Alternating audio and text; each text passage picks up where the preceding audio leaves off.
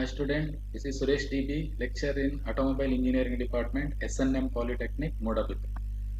Today I am talking about design of fasteners from the subject design of machinery. The table of contents are forms of screw threads, types of locking devices, designation of screw threads. That means we are going to talk about these three major topics. Now let us take one by one. In that first one, forms of screw thread. What are the forms of screw threads? You can see here the various forms of screw threads. British Standard Whitworth thread, or it is called BSW thread, British Association thread, or it is called BA thread, American National thread, Unified Standard thread, Square thread, Acme thread, Knuckle thread, Buttress thread, and Metric thread. Let us see one by one. The first one, British Standard Whitworth or BSW thread. So it is a symmetrical V thread. So what is symmetrical? See, this is the shape that is called a V shape. And what is symmetrical? Symmetrical means if you draw one line at the center, this area and this area should be equal. So that is called symmetrical. So this is a symmetrical V thread.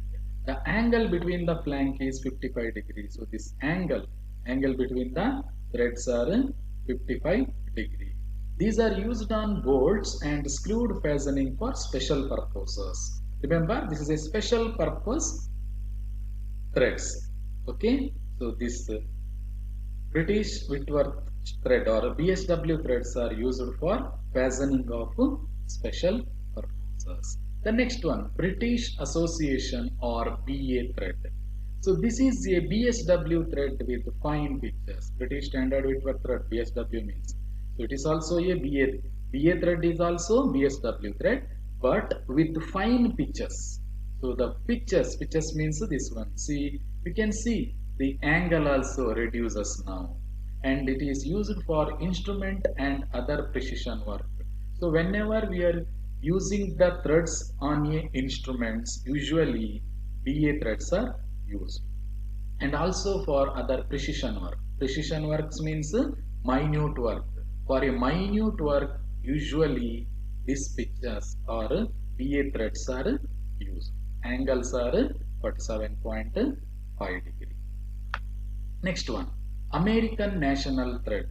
As the name indicates, this thread belongs to Americans. Each and every nation has their own thread because they manufacture many types of machineries, and usually they use in their country they manufacture their own threads. That means so these threads can be used on the machinery. That means if any parts damages, then it will be very easy for replacement. Therefore, in each and every country, they make or manufacture their own standard threads. In the same way, American National thread is this one, and it is also known as US thread. Means once again United States, or seller's thread. It is also called seller's thread. Seller's thread. It has flat crests and roots. You can see here. Here, this is the crest which is flat one. Root is also flat one. Here we can find flat crest and root instead of sharp one. The flat crest can withstand more rough usage than sharp V thread. So usually V threads does not withstand rough usage. For that, American National thread is having a flat thread and flat crest and root, and usually that withstand the rough usage. These are used for general purpose. What is the meaning of general purpose? General purpose means you can use it for anyone. If you use for specific purpose, then it is called a special purpose threads. So for example, bolts, nuts, screws and tapped holes. Usually these are the general bolts, nuts, screws. There we usually use this American National thread. Next one is called Unified Standard thread. I already told each and every country has their own threads. But now if I want to manufacture a machinery here, and I can use in my country very easily. But if I send that or if I export to other country, then if anything happens there, if they want to replace that thread, then it will be very difficult for them because they don't have that particular thread. For that purpose, to facilitate the exchange of machinery, Great Britain, Canada, US, these three countries came together and formed a common screw thread system, and it has an include angle of 60 degree and has rounded crest and roots. The main advantage of this is these three countries can import and export any type of machinery between them because they don't face any problem of replacement of threads. So for that purpose, these three companies made a unitedly made a thread. Therefore, it is called a unified standard thread. You can see include angle is 60 degree.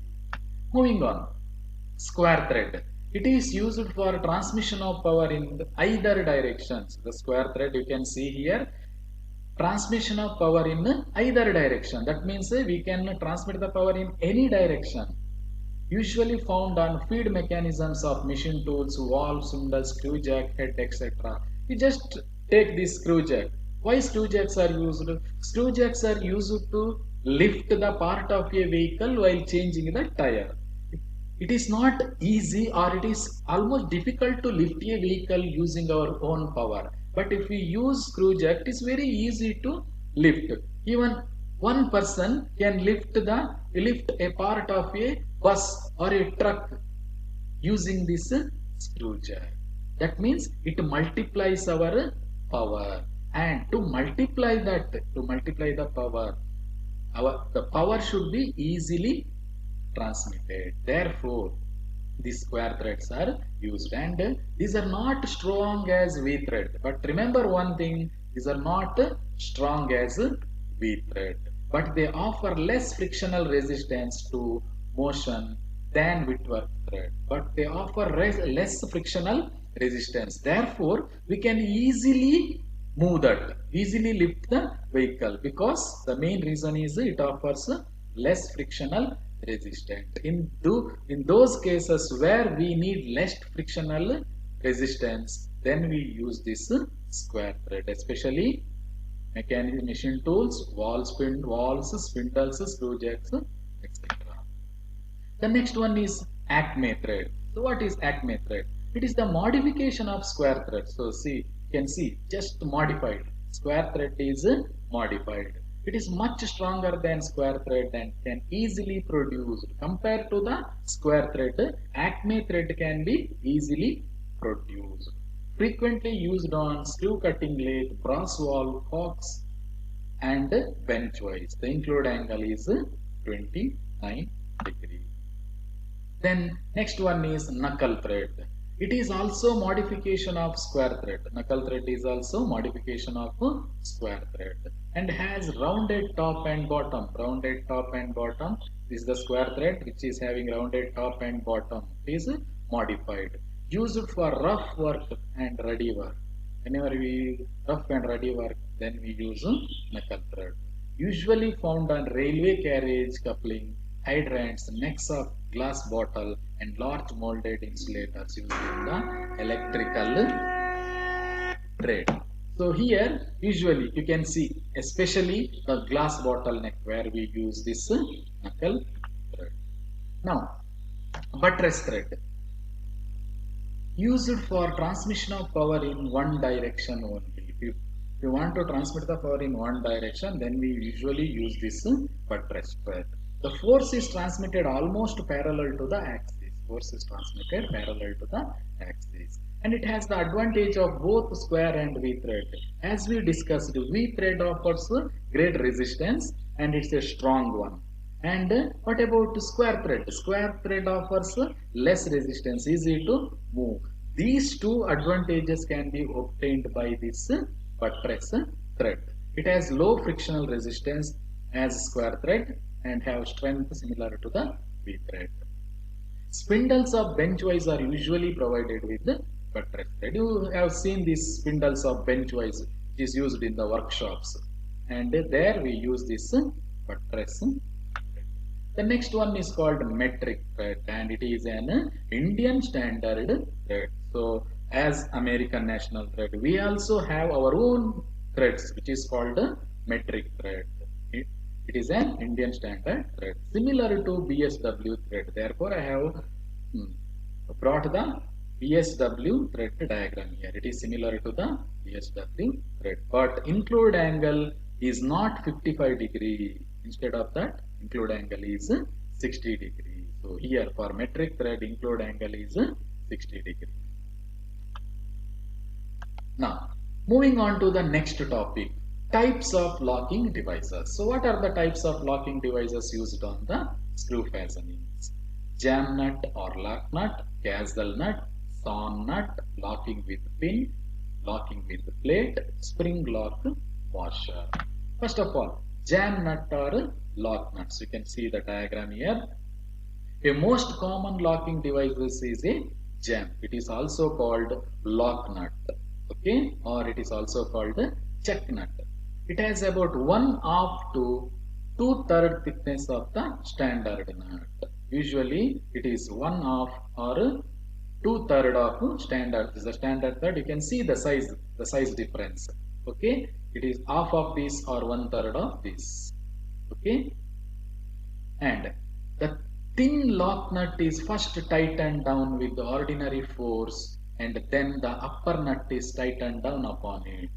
So the small one, pin nut, and then upper, or then with the ordinary force. This can be tightened with the ordinary force, and then the upper nut is tightened down upon it. Upon this, upper nut is tightened. The upper nut is then held tightly while the lower one is slackened back against it. So it slackens back against it, but it is upper one fits tight. The next one is called castle nut. Consists of a hexagonal portion. You can see here the hexagonal portion with the cylindrical upper part. With the cylindrical, this is the cylindrical upper part, which is slotted in line with the center of each face. It is slotted. See here, this is the slotted one with the center of each face. The split pin passes through 2 slots in the nut and a hole in the bolt. The split pin, so here we are using a split pin which passes through 2 slots in the nut and a hole in the bolt. A positive lock is obtained unless the pin shears. If the pin doesn't shear, we get here positive lock. That means positive lock means it doesn't break, doesn't disturbs. Only it has to be held strongly by pin. Used on jobs subjected to sudden shocks and considerable vibrations, such as in automobile industries. In automobile industry, you have seen this. It is having lots of vibrations. It's subjected to lots of vibrations. In those cases, usually castle nuts are used. The next one is called sawn nut. Sawn means sawing. That means it's the process of sawing. Using saw, the operation done is called sawing. Has a sword. See here, sword means the operation sawing. Sword slot about halfway through. You can see here halfway through we have sword slot. After the nut is screwed down, the small screw is tightened. Here the small screw is there. Small screw is tightened, which produce more friction between the nut and the bolt. Here, nut and the bolt, more friction. You get more friction, and this prevents the loosening of nut. To loosening of the nut, we usually use this sawn nut. The next one is locking with pin. How we can lock with the pin? The nuts may be locked by means of taper pin or cotter pin passing through the middle of the nut. You can see here the middle of the nut, tapered pin is used. As in this case, here you can see this middle of the nut, we are using a pin. But a split pin is often driven through the bolt above the nut. If you use split pin, usually we use this. then it is above the nut. Here if we use cotter pin, it is used at the middle of the nut, and if we use split pin, it is above the nut. Okay. Now the next topic is the third topic we are talking about now, that is designation of screw threads. What is designation? Designation means how we are going to designate. Designate means how we tell, how we explain that. Okay. So usually according to Indian standard IS 4218 part 4 1976, or it is reformed 1996, the complete designation of the screw thread shall include two types. That means we are designating the screw threads by two methods. One is called size designation, another one is called tolerance designation. Now what is size designation? That means we are explaining the screw thread, or we are indicating the threads with the help of size, that is size designation. Size of the screw thread is designated by the letter M, followed by diameter and pitch. M after we have diameter, and after we have pitch, and diameter and pitches are separated by the letter X. Okay, symbol X. No indication of pitch. If you don't indicate or don't mention the pitch, means there we are using coarse pitch. Okay, if you use M, that is metric thread, and if you don't use that if you don't mention or if there is no indication of pitch, then it means coarse pitch is. Now what is tolerance designation? So tolerance designation includes two parts. One is figure designation and another one is letter designation. What is figure designation?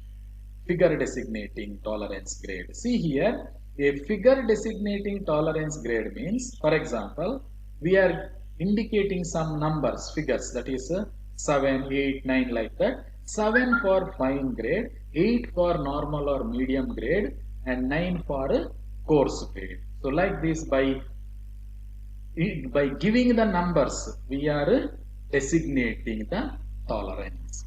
A letter designating tolerance means, see, we are using some letters. Here we are using some figures or numbers, and here we are using some letters. H, capital letter H for unit thread. If it is a unit thread, then we are using a capital letter H. And D for bolt thread with allowance. If you are designating with allowance, then we are using small letter D. And H for bolt without allowance. If you designate the thread without allowance, then we are indicating by small letter H. If it is with allowance, then it is small letter D. For example, a bolt thread of 6 mm size, of coarse pitch and with allowance on the threads, and nominal diameter, 8 means nominal diameter, and the tolerance grade is 8. Tolerance grade 8. So like this, we are going to explain this. Thank you. So I would like to thank Mr. Gopinath K, Chairman, and all the other committee members for supporting me. Thank you.